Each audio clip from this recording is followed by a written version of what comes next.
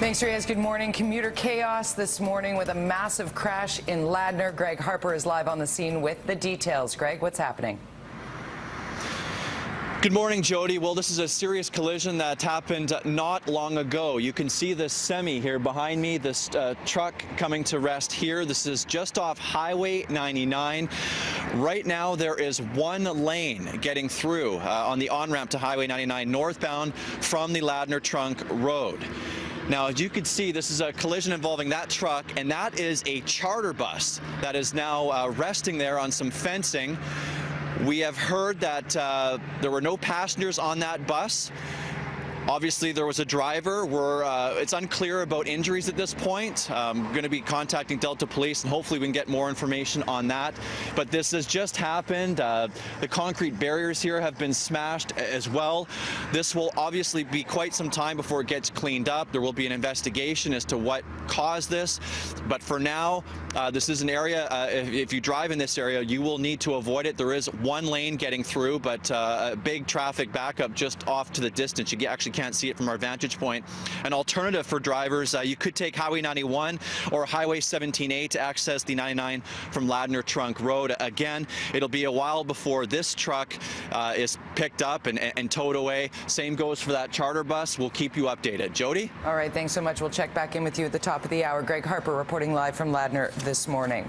In other news, a pedestrian is dead after being struck by a vehicle in East Vancouver overnight. It happened at around 1 this morning on Boundary Road at Van Ness Avenue. There are reports a white Honda Prelude was traveling northbound on Boundary when it struck the man, who's believed to have been in his 40s. It's not known if drugs or alcohol were a factor. The driver stayed on scene, and the investigation continues. Health experts are now warning Canadians right across the country about an outbreak of an intestinal illness. Dozens of cases are now being investigated. It's called Cyclospora. It's caused by a parasite. There have been at least 83 cases reported since the beginning of May. A majority of those cases are being reported in Ontario, but a few have been popping up in British Columbia. Cyclospora, which is nearly impossible to wash off produce, causes stomach cramps, diarrhea, and loss of appetite. But for most people, it can be cured with antibiotics. Researchers at UBC have identified a gene that may be one of the root causes of obesity. The gene is found in every cell of the body and encodes a specific type of protein. Scientists found there was a 50% reduction in unhealthy white fat when that gene was silenced in mice, even though they were eating the same amount of food. The findings could give scientists a target in the treatment of obesity in humans. Further work is really required to try and translate these findings into humans, and specifically into obese individuals.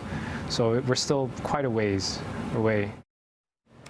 Firefighters battling the Wood Lake fire near Harrison Hot Springs are asking people to stay out of the fire restriction zone.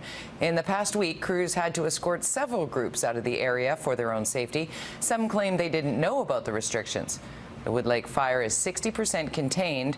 127 wildfires are burning across the province. So far, $190 million has been spent battling more than 1,400 wildfires this season. Definitely a few hot days ahead of us and potentially some unstable weather in there. So, of course, the concern at this point now is going to be lightning. We're going to have to keep a close eye on these weather systems, see where that lightning is going to come, and whether or not it's going to come with any rain.